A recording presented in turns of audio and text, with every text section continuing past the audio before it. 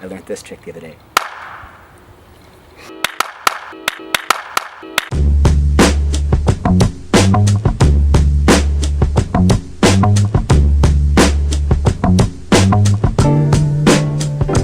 I'm Vi An Diep. And what do you do? I am a full-time spontaneous composer of instrumental music. What can we expect to see at Elevated Etiquette?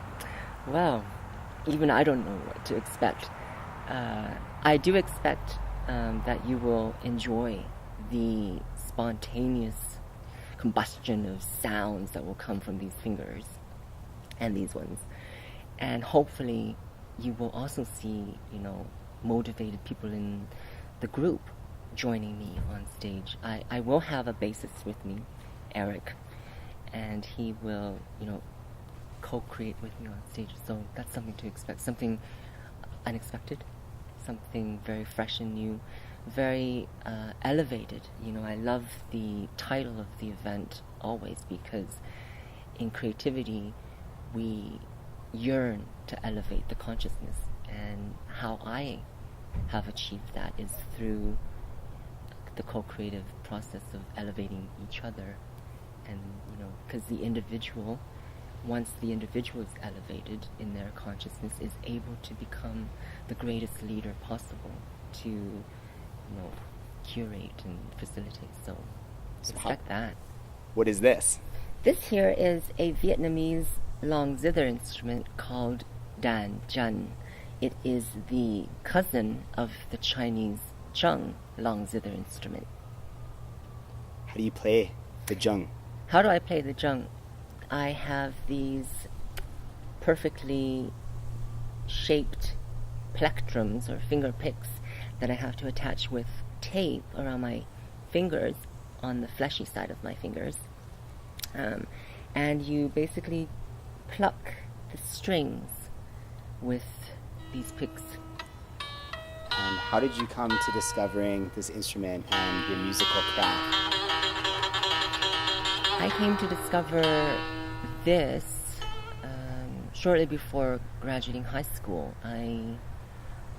I've always been in love with zither music from China, Japan, and Vietnam.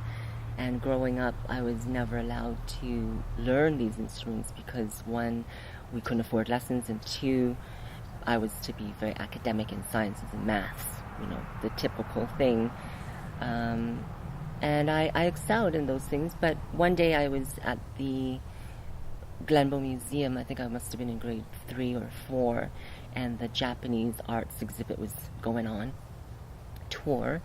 So I saw a Japanese koto, which is the long zither that they have, and I instantly fell in love. So long story short, I graduated high school, found my first Chinese Zheng long zither instrument at a gift shop in the cultural center, purchased it right then and there, and started learning by ear. So you had no official training? No official training. I just learned by ear, and anything that I could pick up from reading the limited amount of books that were out there at the public library about the instrument at the time, and also watching various videos and listening to cassette tapes. Yes, cassette tapes. This was even before big time CD albums of these instruments. So I just played by ear and started the process of really just improvising, my own original pieces, because I was feeling so much for this instrument. I just needed to express it.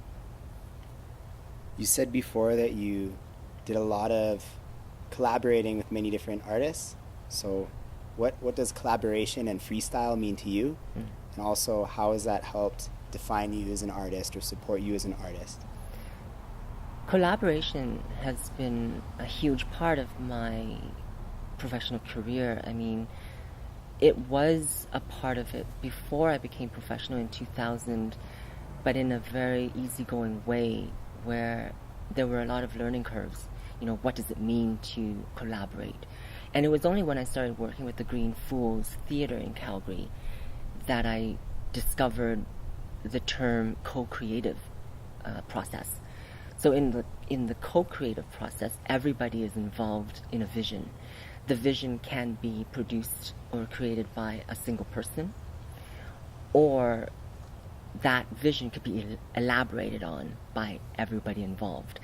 So being an affiliate composer with the Green Fools, I was always asked to inject, my sixth sense and what I feel and what I perceive and my own visions, because if it was to work well, it would take everybody's effort and everybody's passion and everybody's skill set, right? So now, how I see co-creative is I embody the work of art by all the creative people that I work with.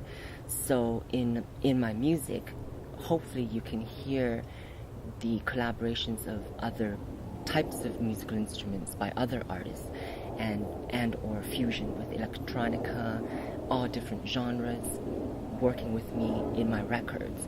And especially in my live performances, I love the co-creative process the most, because it drives me to different places and different horizons, otherwise not met if I was just by myself.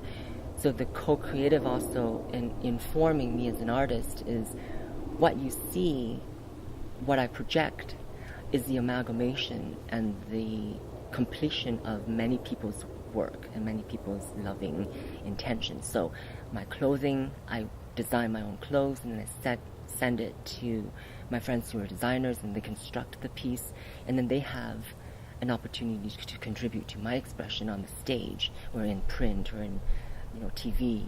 And so when people see me perform, they no longer see me. Hopefully they see the makeup of me, which is all of these amazing people involved in creating the image that you see that is me. So I am a working art being created by many people in my life, if that makes sense. So everybody has an opportunity to create through me as a vessel even. You're a medium of expression. What are your thoughts on the role of humility in leadership? Humility in leadership, right? To learn that we are wrong, or to learn that there are other ways to get to that point, and to not be afraid to fail, not be afraid to have somebody else acknowledge that you lost track, or that to feel humbled by that person's input, and to be even more open and to say, sure, let's continue this process, because it is a process, and when there are many people involved, you have to let the ego stay outside of the door, and come in with this feeling that you're always an amateur, you're always willing to learn, you're always willing to expand, and that around every corner is the learning curve. And when you lean into the sharp corners, whether that's a negative feedback or a harsh feedback, you can accept that and say, okay, so instead of making me feel bad, or instead of feeling bad, let's be proactive, let's find the humility there. What you said is making mistakes is an important evolution for not just the artist, but the human soul.